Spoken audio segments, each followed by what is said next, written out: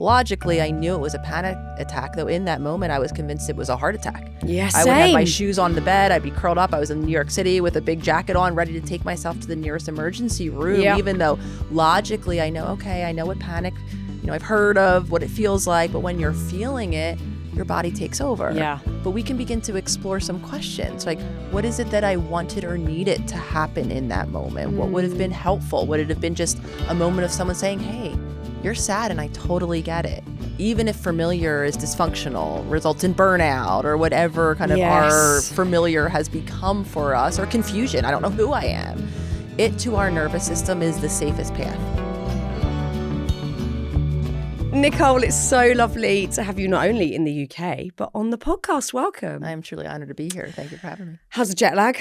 It's lagging. I don't like jet lag. It's hard. I noticed when I was younger, I loved to travel, see all the places. And for different reasons, I didn't love where I lived, the climate, and I could tolerate the travel and the jet lag. And it's a different situation now, many years later. I can't bear it. It's that anxiety when you either can't get to sleep, but also you coming from the States to here, the waking up when your body is in a deep sleep is... I made the mistake because I always try as my work to listen to my body. So the first 2 days, mid-afternoon, I was like, I'm tired. I'm going to listen. I'm going to take a nap. No. Worst decision I made. The worst. So while I will say always listen to your body, maybe not when you're traveling. Have coffee and listen to caffeine instead. Drink coffee and just pretend that you're instantly on UK time. Yes. It's the best way to do it. But you're here for a very good reason, talking about your exceptional book, Reparenting the Inner Child. This book is, I would say, an essential read. I absolutely whizzed through it. The kind of thing that not only I'm deeply interested in, but also I want to sort of continue learning about, not only as a parent, but also looking back at childhood is, I think, only ever helpful. Would you agree? I think it is necessary, even I think for the many of us, as I will often share, some of us don't want to look back. It's painful to look back. I struggle to recollect a lot of my childhood. I can't really tell the story of what happened, though we are all inevitably going to continue to repeat the habits, the patterns, the way we learn to cope from that early childhood environment. And it really is pervasive, the impact, whether it's in our romantic partnerships, our work relationships, those of us who have children, we meet the inner child, the part of us formed in childhood in all of those moments. So I think it is incredibly important to help us build that bridge from like insight awareness about what is impacting us into the new actions that I think we all deserve to make for ourselves. Without a doubt. I mean, you give examples at the start of the book about the reactions that you have still today or are aware of today. One of them being, or in the past, if you tried to call someone and they don't pick up, that you assume the worst. I mean, I certainly have that.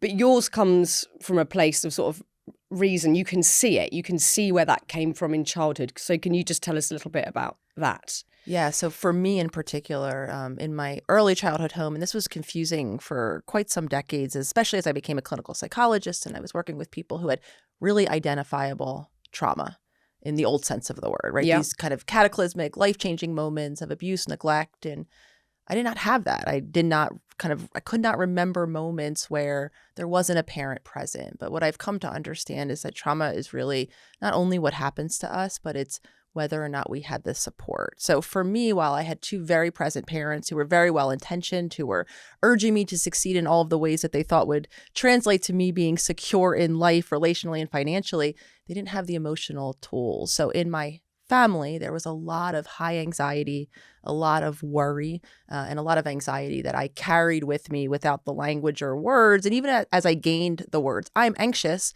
I didn't have the tools to be able to, nor did I think it was possible to be able to switch those habits. So yeah, I think it's so important to recognize that we're not just talking about people that have had traumatic situations happen in their childhood, but just everyday stuff. And what I also love is in the book, you explain this is throwing no shade on our parents or even us as parents. There is no support for parents. We are all mostly exhausted, overwhelmed, trying our best every day, messing up constantly and then trying again. And that is sort of the nature of parenting in the modern world. And aside from, I think, the modern world challenges that you're very beautifully describing, information has changed drastically. Even in my field, I mean, parenting experts until just a couple of decades ago never were speaking of emotions, how emotions map onto a developing nervous system, how children quite literally need not only a present caregiver, but a calm, a grounded one. And the reality is, because again, our parents were raised by humans and had a childhood themselves, and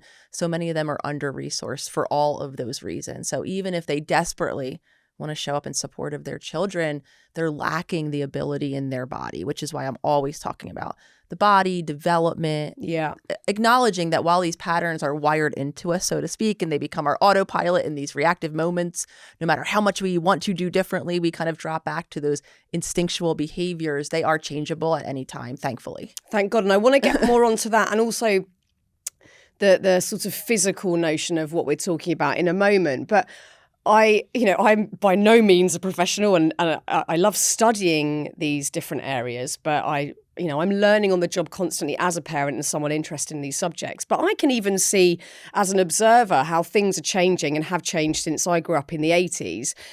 With how even if I'm sort of quizzing my therapist or talking to somebody like you, the one thing that I've really noticed in sort of parenting in a different way from back in the day is back in the day, I think the sort of commonly used tact if a kid was upset, angry, having a tantrum, freaking out, was to sort of pacify by going, it's okay, cheer up, it's all going to be all right.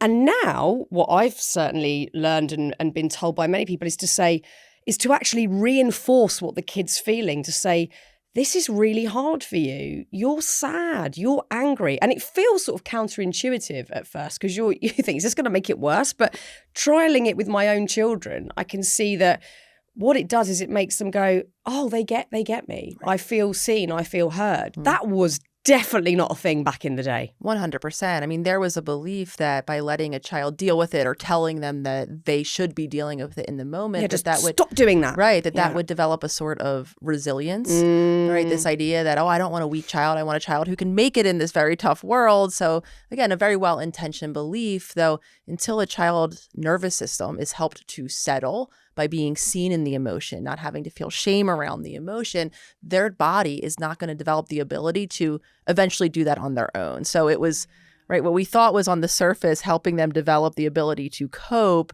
was actually doing the opposite. And I think that comes back to what we were acknowledging earlier.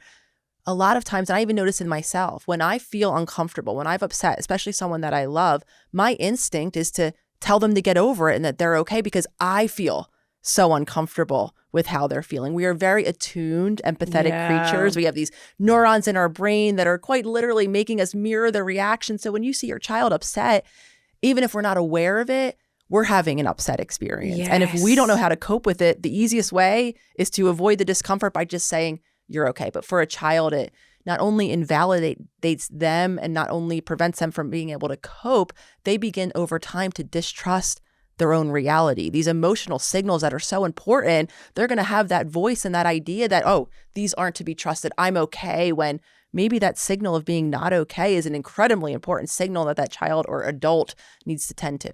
Without a doubt, because I think sort of our generation are so good at gaslighting ourselves. We go, oh, people have got it worse. It's okay. I'll get over. Like I'm over dramatizing this. I'm catastrophizing. This is stupid. I just need to sort myself out. And then we start berating ourselves. I'm an idiot for feeling like this, or I'm weak, or whatever. That isn't helping anybody. That's not helping us actually. Look at, is change available? Because I'm clearly not feeling very good about this. But also, and this totally plays into the kind of reparenting. What do I need? What does my nervous system need? What do I need? Rather than going, oh, I'm such an idiot for feeling upset or for feeling angry, to actually go, I am angry. I feel pissed off right now. And that's okay. And then to deal with it. Yeah. And I have a version of that habit still to this day where it's not that I have a shameful voice when I'm having emotion. I immediately, and I had this habit since childhood, when someone hurts me to whatever extent because they're behaving explosively, abusively, or they're shutting down, I would almost zoom out of my experience of hurt, of anger, of sadness, of grief, whatever it is. And probably no surprise, I became a psychologist. I would seek to, in my mind, analyze, understand. And I would often then land on, which I do believe to be true, oh, they're hurt in this moment, right? They don't mean it. They had this terrible thing happen in childhood, or it's happening now. And But what I have done is I've separated myself from my experience. I've made their emotions and I've given them more compassion than I give to myself. So I'm not even connected, and I'm still learning how to pause and say, okay, I have the habit. I might understand where your reaction is coming from, but I have to pause and sit in the hurt and the boundary that I might now need to create, because my emotions also matter. And so I think we have all of these savvy ways that we've developed, because what we're really talking about is a coping skill. If I can't tolerate sitting in what I'm feeling, honoring what I'm feeling, again, if I didn't have that reflection back in childhood, we're going to do all of these things. And even in society, right, I was celebrated. I could help so many people understand where things come from. I still try to do that, which is why I have a very compassionate approach. And I'm still learning to give myself compassion and say, wait a minute, I'm hurt. And this is now what I need to do because of that. I know you say in the book, I'm trying to find the exact quote, but yes, your parents would often say, oh, Nicole isn't bothered about anything. So you were praised for being almost, I guess, detached from what was going on around you? Absolutely. Was that your coping mechanism? That's what I'm perfectly describing here is right. I was disconnected from my own self. And on the outside, I appeared to be unbothered. I was so shook when I had my first boyfriend. I was 16 years old. We dated for about a year and a half in high school. We were going off to college, and he broke up with me. And I was devastated when he broke up with me. And he more or less told me, he was a very eloquent, young developing man at that time, and said, you're emotionally unavailable. And I was like, I'm what? Because inside meanwhile, I'm having a ton of emotions in these moments that I'm describing. I'm just not able to outwardly communicating them. So I kind of logged that. I eventually discovered I liked women in college. I was like, oh, that's why I was emotionally unavailable. It turns out when I was in my training program to become a psychoanalyst, which I did not complete, and I was in a training program with other analysts, and we would sit in this group therapy experience once a week, every week, where our goal would be just to experience each other in a very analytic fashion, share our experiences of each other with each other. And I had this colleague that I respected so greatly. And one day I was on the hot seat and she said, Nicole, I want to share something with you. You have I forget how she described it, but it was almost like a removedness about you. And I was like shook again, because I had a ton of feelings happening all of the time. And it brought me back to that teenage moment. And I'm like, what is going on here? Why, right? Can no one attune, or why does no one else have an awareness as to what I'm feeling? And it's because I had that separation, that stoic, that I'm fine. I still struggle to be vulnerable and tell people when I'm struggling and I need help and I need support. Again, all going back to that very well-intentioned childhood. Yes. A very present mother, but a very disconnected mother who could not tolerate sitting with me in my emotion. So I separate it from them as a protection. Yeah. I bet there's so many people listening to this who are like, yeah, that's me. Because also we were told a lot as young girls, oh, good girl. If we cleared up our fuss very quickly, if we were stressed out about something and then we were told, please stop doing that, and we managed to suppress what was going on, we were absolutely praised for it. Good girl, well done for not making a scene, for not causing anybody else distress. Or in class at school, constantly praised for keeping your mouth shut, piping down, whatever. So we are conditioned somewhat by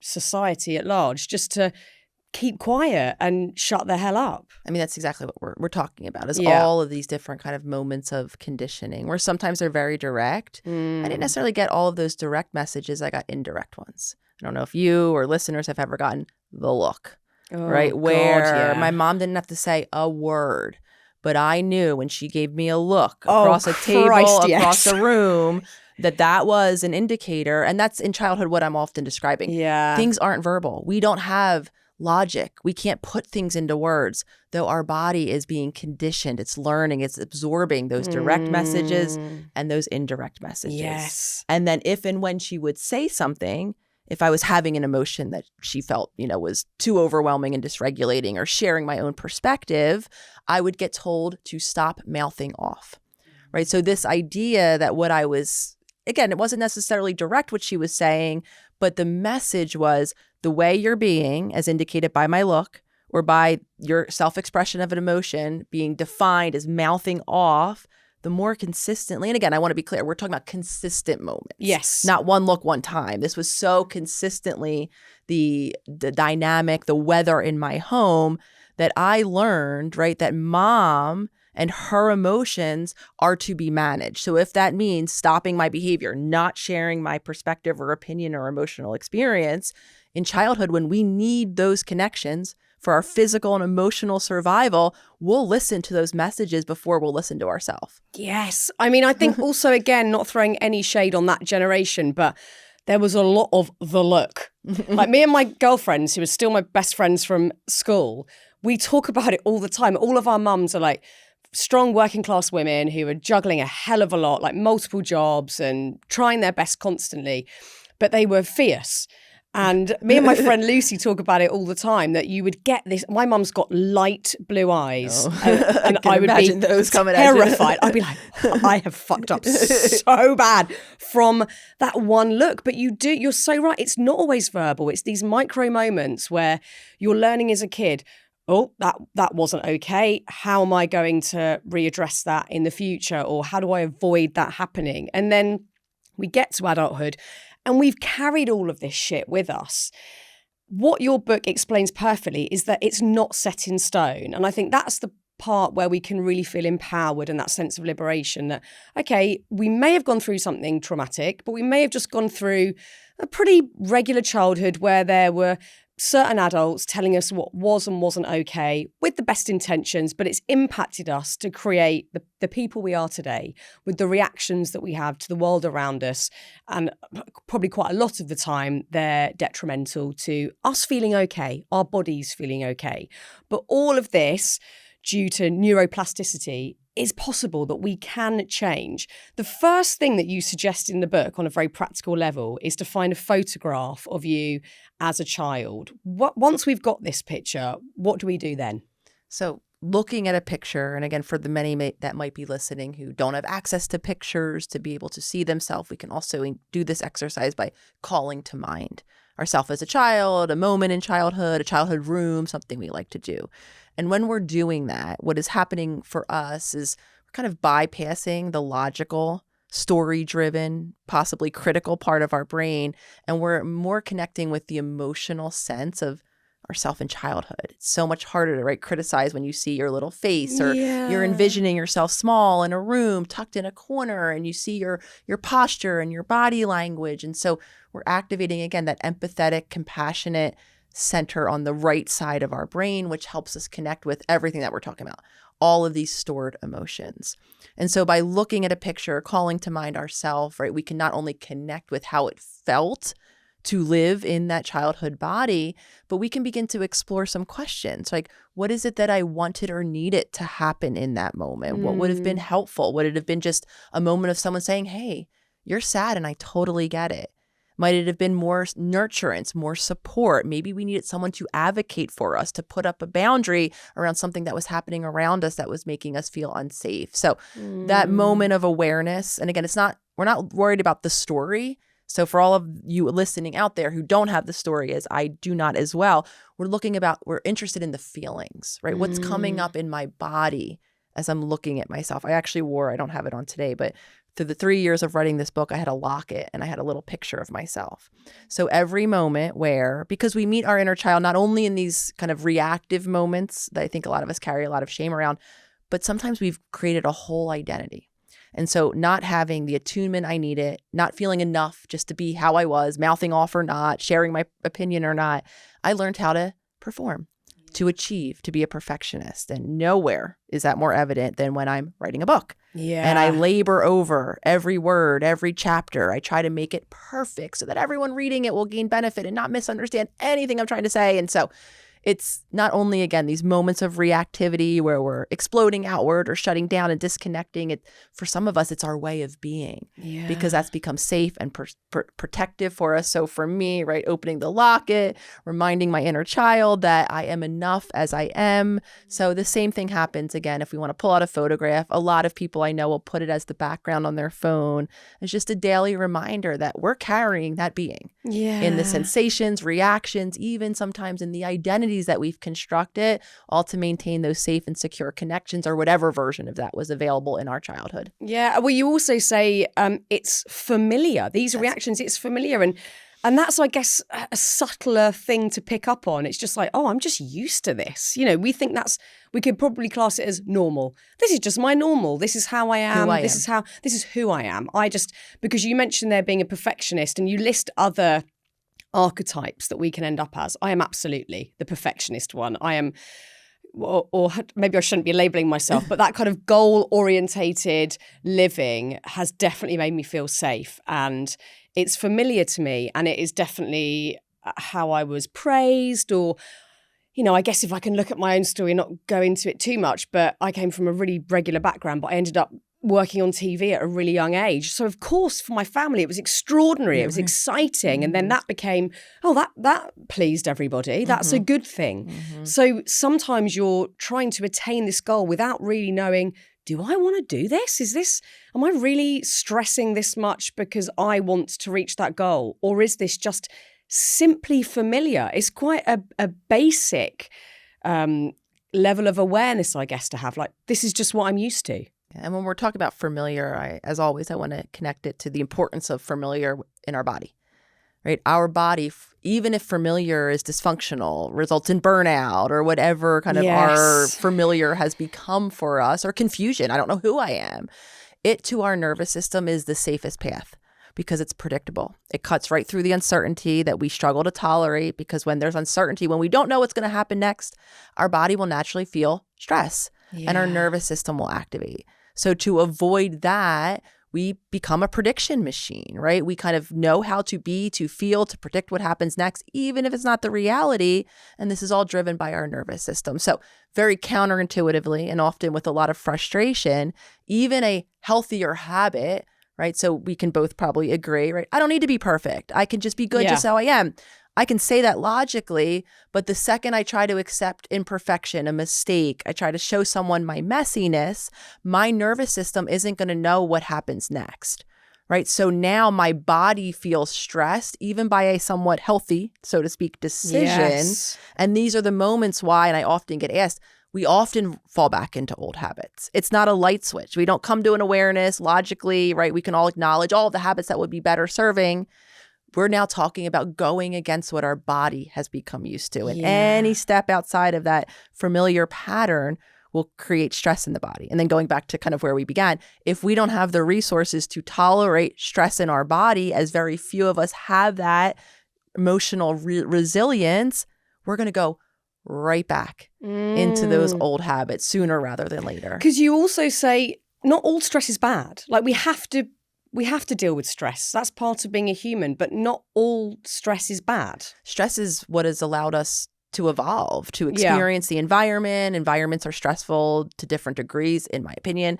Living has become increasingly more stressful with the closeness, the endless, stimulation on our phones. And so all of the information that we can now get from around the world. So stress, though, isn't, nor can it be, avoided. No. The goal is to learn how to cope with more stress, to see the habits that we've relied on, because that's what our body is doing. It's trying to remove the stress as quickly as possible, sometimes by not even noticing the amount of stress that our body is under. And then teaching, not just through intentions or affirmations, teaching our body how to cope with more amounts of stress so that we don't have to go back to relying on those old habits. And we will continue to do so until we get our body on board.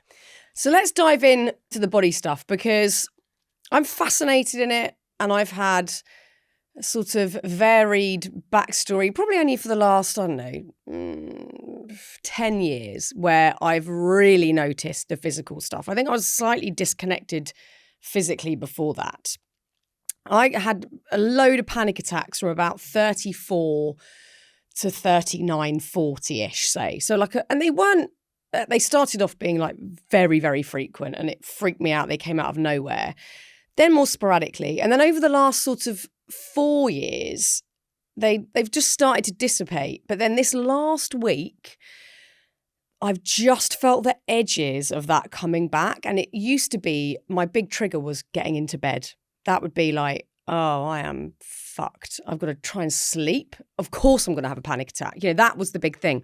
And I've just started getting that. And it's been so horrible to do a back step. Like, why am I going back to that? And it is it's so physical. Like, yes, I could probably conjure up a few stories that are creating this, but it is overwhelmingly physical. This adrenaline rush, my chest is kind of on fire, my heart's racing. It's just horrific. And clearly my nervous system is screaming, hello, like, do something. This is not, like, where you're at is not okay. How can you best summarize how we can have an awareness of our nervous system, why it peaks and troughs, and how we can have a bit more autonomy over it? Yeah. So I have a lot of compassion for the panic attacks because well through my 20s, I had one after the other. I happened to be in training to be a clinical psychologist. So logically, I knew it was a panic attack, though in that moment, I was convinced it was a heart attack. Yeah, I would have my same. shoes on the bed. I'd be curled up. I was in New York City with a big jacket on, ready to take myself to the nearest emergency room, Yep. even though logically I know, okay, I know what panic, I've heard of what it feels like. But when you're feeling it, your body takes over. Yeah. And that's what panic and stress, the like more mild version that a lot of us live with, that's telling us, and those signals our body is sending, our muscles becoming tense, our heart racing, our breath quickening, it's sending the signal that our body is perceiving a threat in the moment.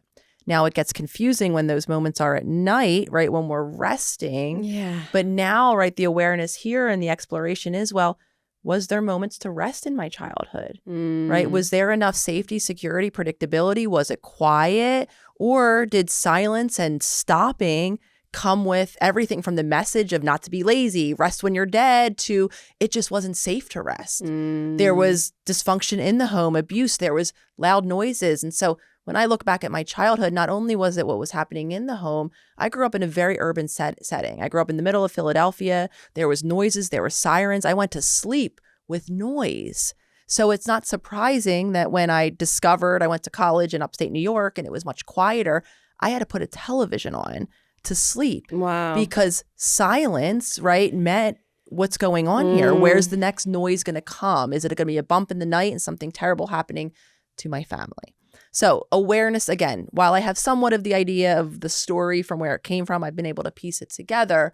We start now, right? We tune into our body in real time. We build habits throughout our day. We set alarms on our phone, Post-its around, or right, map this onto a habit we already do. We drink coffee in the morning, we brush our teeth, and we make the intentional effort to begin to refocus our attention from the racing thoughts that are probably coming from a stressed body to the body and say, how am I breathing right now? How is my heart? Maybe even putting a hand on your chest right now to notice how quickly it's beating.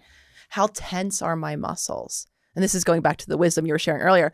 Some of us don't even notice that we're clenching our jaw all day long until someone says, hey, loose, like let your jaw hang open. Or for me, I carry my shoulders so far up to my ears that it takes me a minute to, and then by contrast, it's like, wow, all of that stress. And so that stress is happening behind the scenes, is always talking to our brain, is often resulting in those racing thoughts, those catastrophe thoughts. It's not a surprise then that when something was happening, my body helped my mind assign the meaning that what was happening was not good. It was something terrible because my body was always under that stress. Yeah. So as we build that bridge to actually notice our body in real time, I would suggest though, and I would acknowledge that we're probably not going to notice the stress in the moment where we're overwhelmed with stress. So this is a practice that we want to build foundationally in our day when our body isn't too overwhelmed, so that as in the moment, right, our mind is starting to race, our muscles are starting to tense, our heart is starting to elevate. Now we have some real tools. We can slow our breathing. We can, just like you and I did, release some of the tension that we're holding, downshift our body, clear our mind a bit, and give ourselves the opportunity to now respond in a new way as opposed to react in the way that our body will do. It will take over. Yeah. And I think it's so key to say there, to try and practice that when you are in a good space. Because if I was to try and do that before bed when I know at the moment things feel like a bit out of sync, that's not going to fly. I'm going to go, no, I can't slow my heart rate. I have no control. You feel so wildly out of control. So to do that when you actually feel, I weirdly always feel very calm at work. I feel like very in control and I love what I do. And it would be kind of now that I could go, oh, I could maybe implement that. I could look at my breathing. I could actually have an awareness of, oh yeah, my shoulders are quite stiff, or I'm fidgeting or whatever it is, I know that I'm slightly out of whack. And I guess then to prepare myself when I get to bed that I'm in a bit better shape to actually go to sleep. I mean, what you're doing, right, is you're gradually, instead of turning the knob up and accumulating more stress throughout the day, you're letting that valve out. Yeah. You're practicing the habit of, right, checking in with your body first and foremost, but you're beginning to let that valve out. Because the reality is, and we're talking a lot about childhood trauma and the stress that, right, is reactivated in these moments where we're triggered or emotionally flooded and the body takes over. But a lot of us are making a lot of lifestyle choices throughout the day that we don't even realize are causing our body so much stress. We're not sleeping at night. We're not moving during the day to the best of our ability. We're eating foods that are actually causing stress to our body. We're putting chemicals. I mean, there's a million things now that daily life and some of the habits that we've just maintained over time, because at one time they were not as unhealthy and now they are. All of that is just accumulating stress that we're not even aware of. So we do get, as you described, to this point of no return where those instincts take over. We end up, once our body calms down, some of us even, I know for me, I have a moment where I'm sure how I feel. I don't like what you did. I become reactive. I say something I don't mean. A couple moments later, sometimes a couple hours later, it's a completely different perspective. I'm like, well, it's really not that big of a deal now, right? And that's a prime example of our body calmed down enough to have a different experience of what happened. The event didn't change, right? You still said the thing, did the thing that I didn't like, but my relationship to it did. And the only thing that shifted, the biggest thing that shifted, was my body is calmer. I can now have a different perspective of what happened, a different response that I want to then initiate the next time. But again, all of that happens when we begin to look at not only our general lifestyle and maybe the choices that we're making that are unknowingly contributing to a consistent amount of stress, but we're also kind of looking at the moments where we're likely to react and we're preparing ourselves before that moment. Yeah, and it's really good to remember that, because I, like, even yesterday, I felt pretty shit in the morning, and then I went to therapy and I felt like a different woman in the afternoon. And I was like, oh my, how did I feel so shit only 3 hours ago? And I think we forget that things move and things pass and feelings pass and dissipate, and we've got a bit more perspective, a bit more distance from something. And I forget that in the moment. I need to almost sort of daily remind myself, this is not a reality forever. This is, you feel like this for maybe an hour, and then 2 hours later you've had a good chat on the phone to a friend who's given you a pep talk or whatever, and you're in a completely different headspace. One thing I think is integral is, and you've touched on this slightly, but how we think of ourselves and how we talk to ourselves, our general understanding of, I guess, how much we value ourselves and the self-worth that we have. You say from 0 to 7, that's where our brains are the most receptive. So the parent's voice becomes our inner dialogue. And that might seem like an obvious thing to say, but when you really drill into that, I think we can see whether it's, if we've had both parents bring us up, a carer or a grandparent and a parent, we could probably look at that and go, oh, right, yeah, I can, you know, my parents are very different characters, but I can see how both have influenced how I think about myself and how I go about my business without any blame. I'm just have the awareness there. But I think if we can begin to look at that, and then in those moments where we're really struggling, we're in conflict, we feel out of control, we've made a mistake, you know, we've messed up. The reaction to that is that internal dialogue. And you also say that can change. And that, I think, feels often so inbuilt that it's sometimes, you know, we can hear that voice, but it's almost just like happening on this tape without us having any control over it.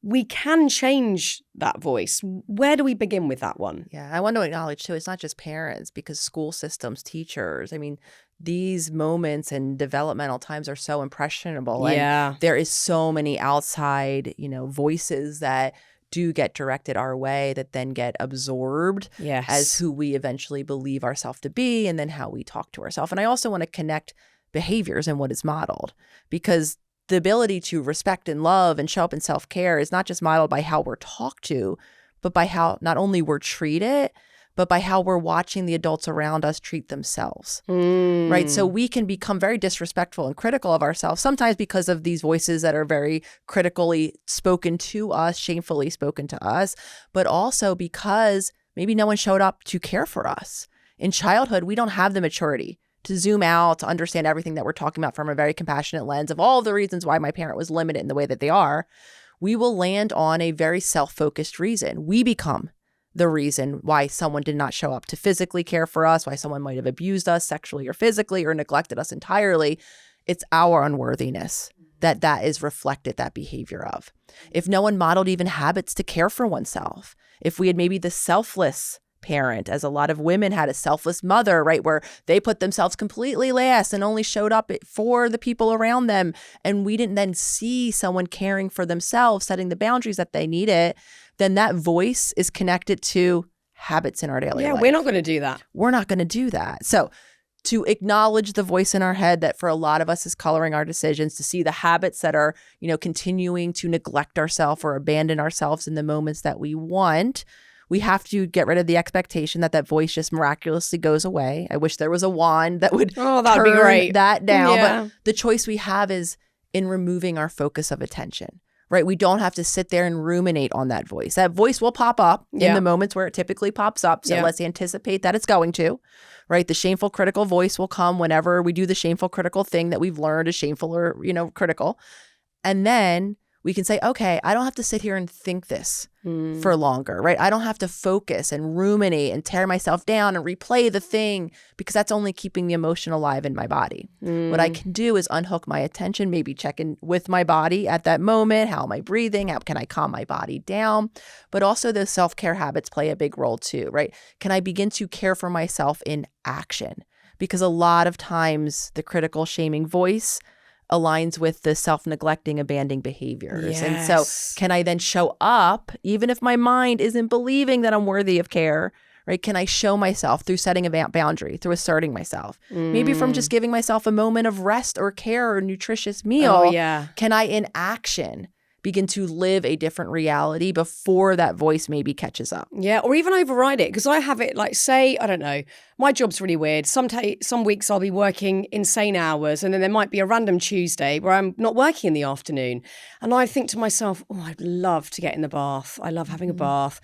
I'm always bloody freezing. So I'm going to get in the bath, read a great book. And I get in the bath and it's like, who the hell do you think you are having a bath on a Tuesday when all your mates are at work? What do you think you're doing? Just lounging? What if the postman comes and he realizes you've just been in the bath? He's going to think you're so lazy. I mean, shut up. And I have to just stay in the bath and hear it and just think, oh, piss off. I'm not going to believe I can hear it. But I need this bath. I want this bath. I deserve this bath. Right. I'm having the bath. And you have to sort of ride it out and almost practice, I guess, because the more you do it, the more you realize, oh, this is okay. Nothing bad happened after I had the bath. There was no awful repercussion from having a bath on a Tuesday. That's so wise. That's exactly right. So mine, it wouldn't be necessarily shaming. It would be, I have too much to do. Right. I have a to-do list. I have emails, either things that are stressful that I want to chuck off the to-do list so I can then relax, or things that I'm excited about. And so it would always be this, not the time. Rest when you're done. And then I realized, no, the reason I can't rest is because my body isn't rested in this moment. Right? Can I slow my breathing to be in the bath a little bit? Can I release the tension? Can I put some Epsom salt in and actually just tune into my muscles beginning to relax? But actually also, can I tolerate the discomfort of not acting in that habitual way, of not springing into action or doing like you and I are both describing? Because that's the most important piece of it. Yes. Right? We have to tolerate the discomfort. Imagine now our mind won't know what to predict. What will happen? Will someone show up? What will they say? And when none of that happens, or it does, and we're still okay, that's where the real learning happens. We literally, that's what healing is. We have to give ourselves a new experience, not anticipate, not know, maybe even deal with the worst thing that we anticipated happening, but show ourselves that we're an adult. We're okay. We can tolerate discomfort. We can maybe have someone think less of us if that's what they choose to think. Their perception might have nothing to do with my reality in this moment. And we can still go on. Yes. Right? That's what we needed in childhood, is this, for someone to say, you are very upset right now. Right? And I see that. And I'm going to be here through your upset. And together we're going to get to the other side and show both of us that we're all okay in this moment. And when we didn't have that, we have to be that person in adulthood for ourselves. Well, exactly. I mean, you talk, there was a case study that you write about. There's several in the book that are brilliant. And it was a woman who, and I was like, oh my God, this is me, whose house had to be immaculate in case somebody came round and judged them because there was stuff on the kitchen counter or whatever. That is me. I remember someone turning up to my house once out of the blue, and they went, "Why's your house tidy?" And I went, it always is. And they were like, "I don't get it. You didn't know I was coming over." And I was like, "No, this is how it always is in case this happens," which has happened literally once in the entirety of my adult life. You're like, phew. Yeah, exactly. I proved the test. But the silly thing is, if someone came around and there was shit everywhere, I know they wouldn't care. And like you say, you have to do it to prove to yourself you will be okay. And unfortunately, most of us have had our worst nightmare happen, or maybe not worst nightmare, but things happen that we really didn't want to. And anyone listening to this now, sat there today, or me sat here today, having had awful things happen that I wish hadn't happened, I am still getting out of bed every day, showing up for my kids, going to work. I am all right. I am all right. And I think it is so important for us to almost, I guess, see it as data, to go, yeah, I survived that, or I got through that, or that was really embarrassing, or that was horrendous and I felt so uncomfortable during that whole thing, but I'm still standing. And we should maybe even celebrate those moments. I don't think we're very good at patting ourselves on the back for those, they are victories, really. Right. But you're really saying something important too, which is that they hurt. Yeah. Right. Everything that we're now struggling with came from a very devastating moment. Yes. Perhaps in childhood where, again, someone wasn't there physically for us, emotionally for us. Someone, again, abused us, crossed our boundaries. Those moments hurt. Yeah. Right. That's why we work so hard to avoid them at all costs. To be so perfect that I'll avoid even the mildest criticism, because it feels to me like what I'm hearing in that moment. My body feels like I'm being told I'm unworthy. Right. Or I worry about silence and distance in relationships. I'm very annoying with my partner. I say, "Are you okay? What's wrong? What's wrong?" Anytime her voice shifts in tone or she gets short, nothing to do with me. But in childhood, my mother wouldn't speak to me. On the other side of that look often wasn't an explosion like my brother and sister got, thankfully. By the time I came along 15 years later, it was the silent treatment. So now when you're not giving me and you're giving me shortened answers, maybe because you're stressed out at work, we run the business together. I get it. I live it. But I'm interpreting that as, oh, I'm being rejected again. I'm being abandoned. Right. So it's important to acknowledge when we're kind of talking about all of the ways we've adapted, that we've adapted from pain. Yeah. Right. And what we're desperately trying to do, which is why we please and achieve and caretake and do all of the things, deflect, and everything's fine and good all the time. And we're joking when it's not. It's because that was too painful. So we are very adaptive and savvy to try to avoid that pain at all costs, which often, of course, comes with cost. Yeah. And I guess, can you really heal from something if you're not willing to properly look at it? I mean, I certainly had an era of my life that I was just like, delete, gone, not looking at it. To be honest, all of this, that, the podcast, the stuff I do with Happy Place, we have a festival and, we're expanding. We've got a book in print, a little marketplace, all this beautiful stuff has come from that. It's not a coincidence. It's come from that. If I hadn't felt bloody awful, none of this would exist, because I would have just been carrying on trying to be a TV presenter. So I know that it happened because this is all here, but I wouldn't look at it. And in the last few years of therapy, I've really looked at it, and I sit not comfortably, more comfortably with it now, because I pushed myself to look at it. And I didn't like looking at any of it. I didn't want to look at any of it, but I did. That has helped me immensely. And I'm not like, yay, I'm healed, everything's great. Maybe we never are, but I'm a lot better than I was, years ago. Do you think it's possible to heal without really digging into something or having a proper awareness of that happened and actually acknowledging the pain? And again, whether or not we have access to exactly the details of what happened, we could just start even now, right? What's not working now? What are the moments that I feel flooded, overwhelmed, or confused, or knowing that I am not being the person that I want to be or expressing myself authentically? So starting now, right? Again, some of us can go back and have a look in that sense of, oh, let me unearth and imagine and live in the moments then. But those moments really are probably still repeating now. So I think the goal really isn't to go back, right? I don't know if there is a going back. Right. What I get to in my book is this concept of integration, right? Where we're not reacting and reliving our past, because even in my circumstance, I've created a beautiful life. I hope to think I'm making impact, right? This perfectionist overachiever is now become a purpose. Yes. But what is becoming different is I'm giving myself the opportunity to choose, right? To give myself a sense of worthiness in moments of rest and saying no to a project that doesn't align or that I don't have energy for, where I'm no longer defined by what I'm achieving or doing to get in a sense of worthiness. Because much like you, right, I still want to have drive, motivation. That's incredibly important for me to produce and have the impact that I'm so passionate about having. So my life, right, has created the circumstances where at one time that was all I could do to feel worthy. Now, again, there are still a lot of moments where I feel bound to do and create to have that sense of worthiness. But what is different is I'm able to show up with more awareness.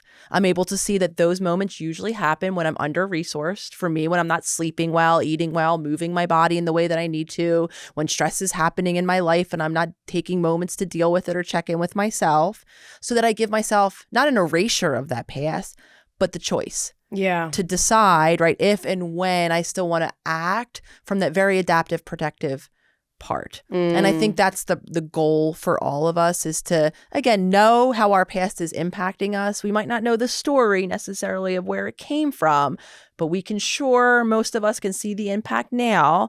And instead of having to rely on those old habits, give our body the resources so that we can then in new moments choose, right? Check in and say, am I available for this now? Is it a no instead of the yes that I used to always say?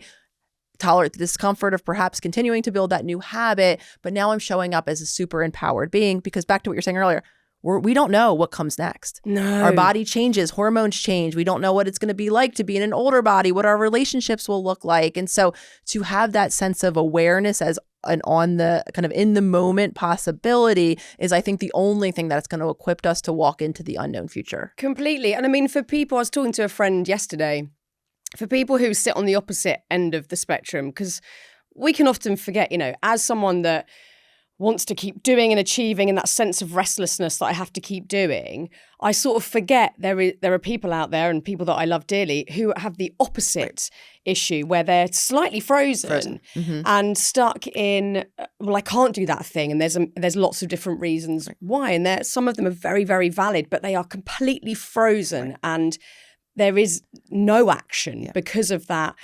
I guess there's like, what you say, there's flight, freeze, and fawn. Is that right? Right.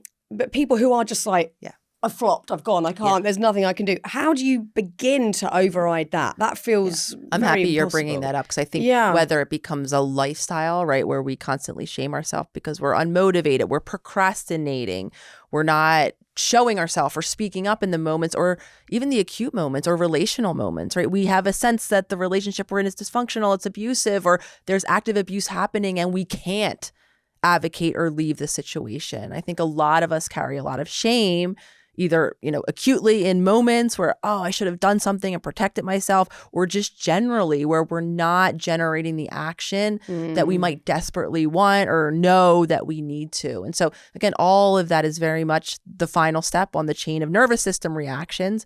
When a stressful event happens, an unpredictable threat comes, our body will first activate into action. So we can overcome the threat by fighting it, or flee the threat. Now, fighting can look like words, verbal, kind of fighting, or physical fighting. Fleeing can look like physically leaving the room or emotionally checking out. If and when those things don't work and we're still under stress, and so for some of us who have lived with a lifetime of stress, so my anxiety in childhood turned down to a shutdown state where when I first met my current partner, which was now almost, 15 years ago, she would be like, are you here? Like, you're here in presence and you're looking at me and I'm talking to you, but I'm getting the sense that you're a million miles away. And I was on my spaceship, as I called it. I was so shut down from a lifetime of stress that, much like an animal, We're there in body, Yes. but emotionally we're disconnected. Yeah. And again, some of us, while I was in more of the functional freeze where I still had my foot on the gas a little bit to push myself to go to work and achieve the things that I needed to achieve. Some of us are in that full state of shutdown. Yeah. And so to know without shame, right, to not shame ourselves even more in the moments where we're struggling to act. And again, to understand that this is where it's a little illogical. We cannot, because we're already overwhelmed, re-overhaul our life. We cannot decide that I'm going to push myself into so much discomfort that I'm going to do all of these things and force myself to do them, because what we're doing is we're now overwhelming an already overwhelmed system. Yes. Oh so my we God. need to gradually, right, even physically, slowly start to inspire movement in the body. Emotionally, right, as we're reconnecting with our body, we're becoming more aware of the overwhelming sensations. Now is not the time to dive into our deepest trauma, right? We need to gradually warm our system up so that we can, again, avoid the habit of then overwhelming ourselves even more and going right back into that shutdown state. So small ways that we can inspire, whether it's physical movement or emotional movement into our day, so that we're staying safely in that kind of contained window of not going back into that overwhelmed state. But I think the lack of shame piece is really helpful to hear. And then we can begin to do, again, a little bit of inspired action, taking breaks when we need to, so that we can resource our nervous system so that we don't have to go back into that shutdown state. Oh, it's so cool. I remember like when I first started therapy, my therapist used to go to me, Fearne, hello. Like, and I'd be like, what am I giving off that shows that I've checked out? And I kind of knew I'd checked out. But shame would be one of the first things, like, I'm getting therapy wrong. I'm even getting therapy wrong. How am I messing up therapy? She can see right through me. I have failed. And it was so confusing at first. And I sort of felt exposed and, rightly so, I was called out, because that was the catalyst for huge change for me to then go, I can drop my guard here. I don't have to be performing or saying the right thing. I can just say, I'm pissed off, or this has annoyed me, or, all the stuff that I tried to suppress, I had permission to say. And she very helpfully allowed me that space to do so. But I think in the moment, I really felt like, oh my God, I've got this wrong. I mean, you talk about shame a lot, certainly towards the end of the book, and about obviously how destructive it is for us, but how we can start to live alongside it. Because so many people feel it varying degrees for all different reasons. What would your number one takeaway be for if you're living with that sense of shame? How do we start to move past it? Yeah, and shame is, again, a byproduct, again, of childhood, that sense of unworthiness, that sense of we are the problem. That's where shame begins to develop, but it very much maps onto this shutdown nervous system state that we're both describing. And so even you saying time, settling in, right? She gave me space, because to this day, in moments where I'm emotionally flooded and overwhelmed, I will be the first to admit, I don't know what I'm feeling. I just know I'm having a feeling because my voice is getting louder. I'm talking quicker. I'm having the thoughts that I want to shut down and leave you, even though I know I don't want to leave you, right? That fleeing in my mind. But I couldn't, and I still struggle in those overwhelmed moments to articulate what I'm feeling. Yeah. Because I'm so shut down that I have an idea that a feeling is happening, but I can't connect enough to kind of decide, am I angry? Am I resentful? Am I sad? What is this feeling? Because again, we're talking about a physiological state that's preventing that ability to connect. Because again, in childhood, when we didn't have the ability to have someone help regulate us, when we assign the meaning that we are unworthy, when our body begins to then cope as if we're unworthy, shame is, again, another very protective emotion. We're very social creatures. We are much safer, especially our ancestors, in a group of people than as an individual on the tundra where the lion could kill us. So to attune to the social cues of not only our core family, but of society around us, and to figure out what is appropriate versus inappropriate. Again, I'm really simplifying, right? To figure out how to stay connected, those moments where we feel shame. And for a long time, I would have never said, I'm shameful, because it didn't land for me as the more traditional, I'm embarrassed, my cheeks are red. But it was so baked in to all of these protective patterns where I was even avoiding feeling that rejection, that abandonment. because it was too painful. Yeah. So even something like shame, again, is important when it's socially appropriate, right? When we are behaving in a way that might cause someone harm and we care about them, so we want to act in a different way. But so many of us assign shame as a sense of worthiness, right? It's kind of, we need to separate that from guilt. Yeah. I can feel bad about what I do, but so many of us have learned, not only through the critical voice in our mind and what we believe about ourselves, to feel bad about who we are, but our bodies have begun to shut down. So acknowledging whether you have the more traditional shaming voice that some of you are very clear that you have, or whether or not it's just baked into the habits that you're doing to avoid feeling shame, it's in your body. Yeah. So just like we talked about with the freeze state, can I rebuild that connection? Can I give myself time and space? So for me, I know I need, if I can break the habit of saying something I don't mean in the moment, coming from an emotion that I might not have clarity on, if I can take time away, and again, not a walk around the block to ruminate, to get an even better case about what I'm going to come back and how wrong you were, right? But to calm my body down, can I then re-access and get some clarity to then be able to verbalize maybe what it is that I am truly feeling in the moment? Because again, when shame shuts us down, we are shut down to the signals in our body, to what is authentically true for us, and more so that's to the ability then to act from that truth, setting the boundary, sharing our perspective, or communicating our emotion. What if we just cannot access that emotion? Because again, my therapist very early on, when I started seeing her regularly, said to me, I went there thinking I had like panic disorder or something. And she went, this was literally off the bat. She said, I don't think you're anxious. I think you're really fucking angry. And I was like, angry? I don't know about that. It literally took me a month to go, oh my God, I am livid. I'm absolutely, and I had no idea. It was so deeply shoved down. I had no clue until somebody told me. How do you start to work that out without someone telling you because they're a professional? Yeah. I mean, emotions are confusing. We don't have a guidebook. And if we didn't have a parent that was attuned, aware enough of their own emotions, able to regulate themselves to gain that awareness, then we're going to struggle to know we're feeling something, to be able to distinguish what it is that we're feeling, and then to be able to feel safe enough to give words to it. Yeah. So it becomes, again, for me, it's an ongoing practice. It's a practice of connecting with the body, right? Tuning into all of the emotions are sensations, right? Anger and anxiety often do go hand in hand, with anxiety oftentimes overlaying or being the surface experience of anger, because it's that amplified state of energy racing through our body, of our fists becoming clenched, of our heart racing. And right, if anger, as I don't think very few societies have a healthy relationship with anger. Especially for women.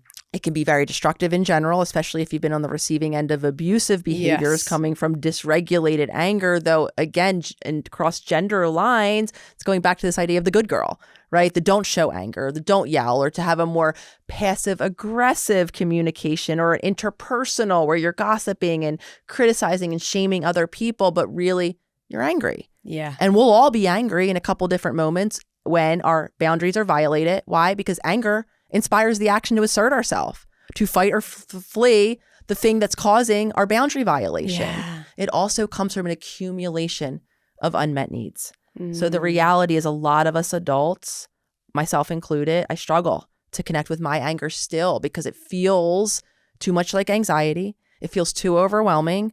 I had two parents, one of which my dad, who was screaming and yelling when he was angry over the misplacement of where he put the thing and it's not where it used to be. And so now he's angry all the time in those moments, inappropriately so, one might say, and a shutdown mother, right? So I am still learning how to connect with the sensory experience of emotion. So it goes back to, right, how do we do it? We connect with our body.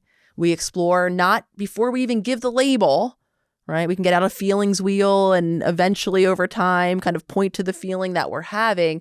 But before we can do that, can we just connect with the emotions, the sensations, right? Can we learn and be with that amplified energy of anger, or maybe the depletion and heaviness of sadness, right? Before we give words, can we just be with the experience, again, in childhood, which would have been helpful to happen then, that's happening in our body. Yeah. And then as our body calms, right, then we can give some language. We have access to the ability of our mind to give language labels. And some of us might even need to learn a vocabulary in terms of emotional words. But anger is something I think in particular that's important because a lot of us, all of us who had unmet needs in childhood probably have some foundational anger and some dysfunctional way that we're coping with it, whether or not we're exploding outward and hurting the people that we love, or we're so shut down and threatened by our own anger that we're being passive aggressive or people pleasing to avoid it.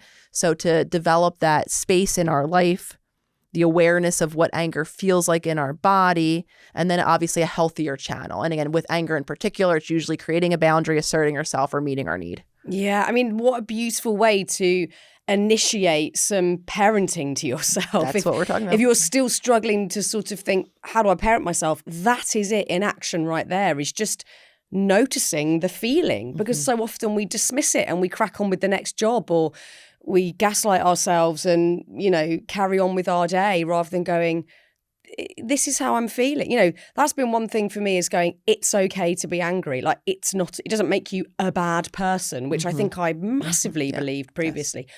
Oh, I'm such an awful person that I'm angry about this. Now I'm like, oh, I'm angry, whatever. It just doesn't, it's not a big deal. I can sit and acknowledge that. But I did not feel like that before I had, like you say, the language and the awareness of this is a feeling and it's all right. You know, there aren't bad emotions and good ones.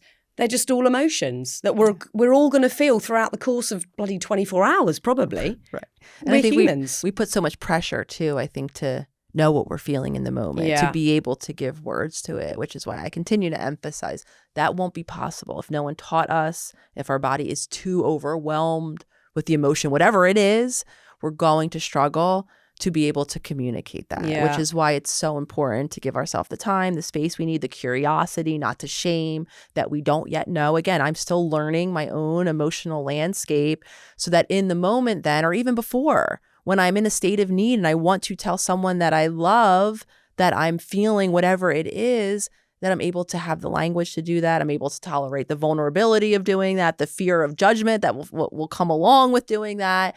And I'm able to then make that connection. I think that's why a lot of us were walking around. The reason why I kind of evolved my practice into now a solely community focused one is because the second I went online and the community kind of sprung up from around the world, it became so clear to me how shameful we are, how much we all fear that we're the only ones who feel this way, who are struggling with this, who are doing this. And it is so hard to be authentically connected because we're not showing our true self, because that fear is either preventing ourselves from being connected with our own emotions or from our ability to share our actual authentic experiences with other people. Yes. You say something so helpful.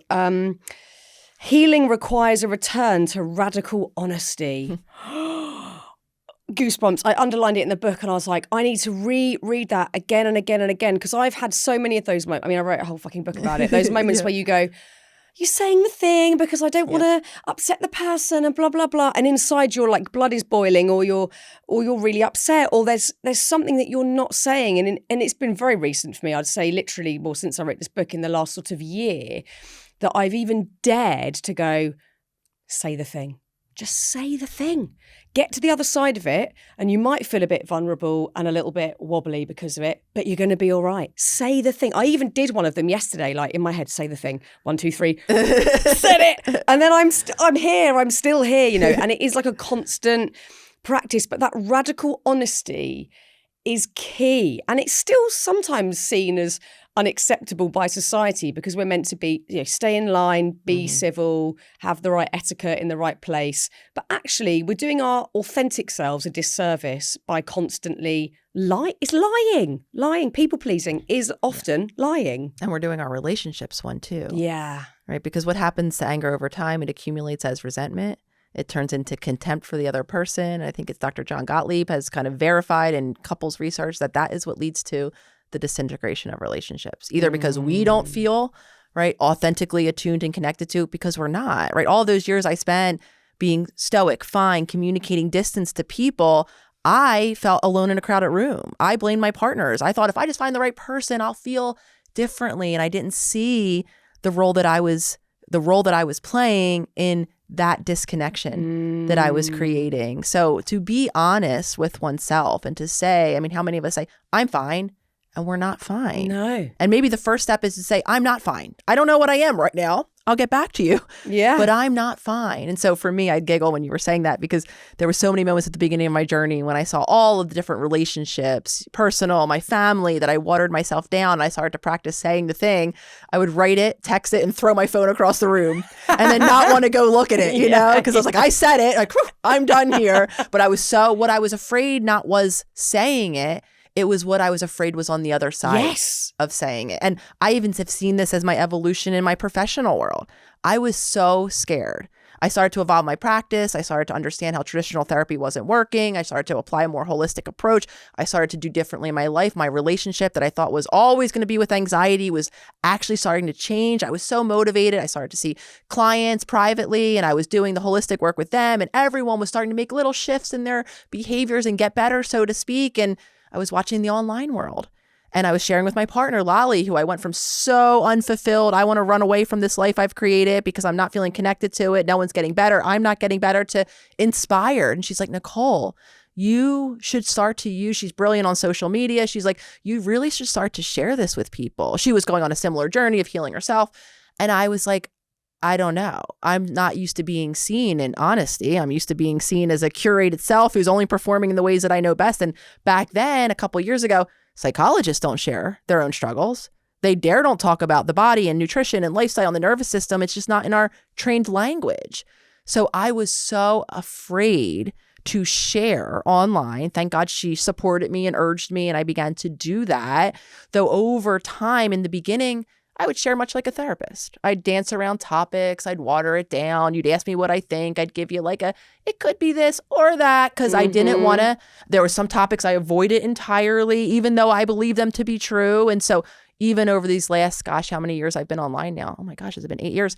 I have gradually, by learning how to say the thing in my safe relationships outside of social media, of course, first, and then on social media to tolerate all the different reactions, opinions, misunderstandings or outright disagreements that I have gotten over the years, showing myself, right? Of course, it's not that I avoid feedback entirely. Sometimes very well-meaning people on the internet can give me very helpful feedback that I can integrate, though not all of it is. And so over these years, I've even gotten so much more in my own flow, because I don't have to pause, run something by, think about all the people that I'm never going to please or I'm not going to be for, and I can just say it. And that's been so freeing. But it has taken practice. It has taken me, like you're doing, kind of being like, say the thing, figure out what the thing is, take time to figure it out. Don't maybe say it in a heated moment. Get clear that it is the thing you want to say, and then just practice saying the thing. Yeah, and have your own back on the other end of it. Because I think if someone does come back in a volatile way, or they tell you off or whatever, you've got to be really sturdy with, I've got my back. I know that I needed to say that and I wanted to say that, and that feels truthful to me, so I'm going to stick with me rather than you and your opinion. Like that feels like a very important part of it. And again, something I'm constantly practicing and getting a little bit better at each time in relationships, friendships, certainly I feel the same as you with my working life. I used to be a TV presenter, so you turn up and you read the lines and you are the shiny person you've got to be. And then this has been totally different, talking about things where sometimes you think, God, should I admit this about myself or say this? And I think, most of the time, honesty is met with other people feeling a resonance with what you're saying and like, oh, I really get who you are now. I might not always agree, but I see you as a whole human, and that feels peaceful to me, a more peaceful place to be.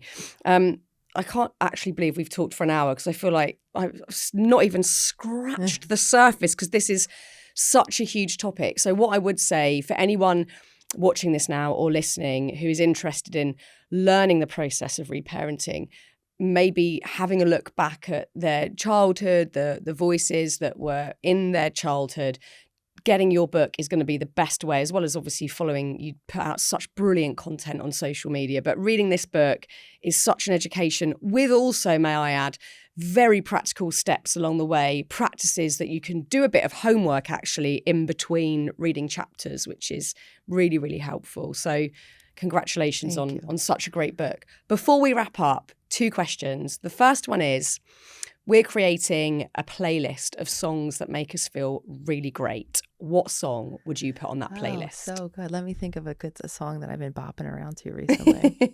It's so funny. I love music, and now I'm blanking on I have this every time. I'm like, I can't think of one song. I'm stressed and I'm blanked out. I'm stressed and I'm blanked out. Look, at real time. I checked out. I don't know.